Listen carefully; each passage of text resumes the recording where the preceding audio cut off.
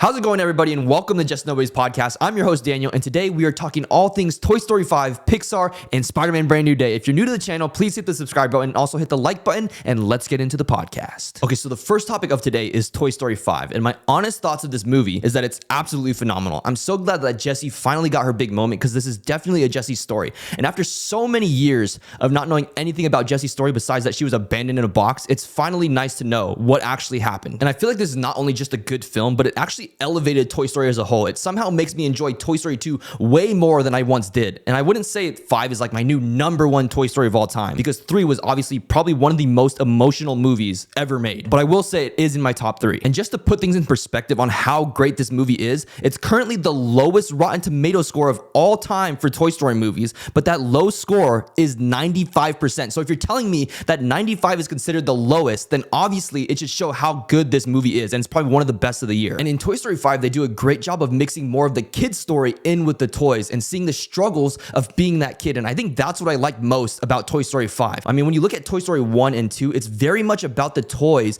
but it had some story about the kids. But I feel like 3 through 5, they started to really intertwine more of the story of the children. Like 3, we meet Bonnie, but we see more of how Andy's life is going and how he's struggling letting these toys go. And then 4, we get more of that transition in the toys fitting into Bonnie's life. And then 5, it really deep dives into the story of the kids. And I hope they continue to do that, because we all know Toy Story isn't just about the toys. And this movie really made me think that if Pixar really wanted to, they could do a Toy Story and Inside Out crossover where we see the struggles of the toys, the emotions, and the kids, and how they all impact one another. But moving on, let's get into a Pixar theory. There's a crazy Incredibles theory that we already know for sure what Incredibles 5 is going to be about. So we all know Incredibles 3 got announced 2 years ago, and we haven't heard anything about it since. But if we look at the past 2 movies, it actually tells us exactly what the story will be for Incredibles 3, 4, and 5. So if we go all the way back in Incredibles 1, we get Mr. Incredible, who's basically a superhero in hiding because superheroes have been banned. And this entire movie is about Mr. Incredible finding his identity as a superhero again and not having to hide his powers and instead use them to fight for good. Which leads to Incredibles 2, where Mrs. Incredible goes on her journey to actually prove to the world that superheroes are actually good and not bad. And by the end of the movie, we see that superheroes are respected again. But if you look closely, there's actually a pattern in both these movies. And this is where the theory comes in. In Incredibles 1, we focus on Mr. Incredible's story and why superheroes shouldn't hide. And in Incredibles 2, we focus on Mrs. Incredible's story on why the world needs superheroes. So that means for Incredibles 3, we're going to focus on Violet and what happens when teenage superheroes actually meet teenage supervillains. Because we have to think there's no way that Violet and Dash are the only kids with superpowers at their entire school. So that means Incredibles 3 will be Violet's story, Incredibles 4 will be Dash's story, and Incredibles 5 will be the Avengers Endgame level movie that focuses all on Jack Jack. Okay, so moving on into Spider-Man Brand New Day. So we've been getting a ton of Spider-Man Brand New Day news in TV spots, but also a pop-up that's actually happening in New York where there's a recreation of Peter's apartment. And we actually got our first look at Tombstone in this movie, and it's basically on a villain board that Peter created to keep track of where and who these villains are. So he has Scorpion, Tarantula, Boomerang, and it looks like Peter is actually tracking their location and fingerprints, and he's actually keeping track of what powers they have. So like for Tombstone, he has superhuman strength, enhanced stamina, but also fast reflexes, and he basically did this for every single villain on that board. But now moving into some theories. Do you know how Spider-Man's organic webbing actually works? So we all know that in the new trailer, it's 100% confirmed that Peter will be getting new powers like enhanced senses, increased agility, but also organic webs. But what if I told you that the organic webbing works a lot more different than we think? So for most of the Spider-Man movies, Spider-Man only had web shooters. Like Andrew Garfield's Spider-Man always had web shooters.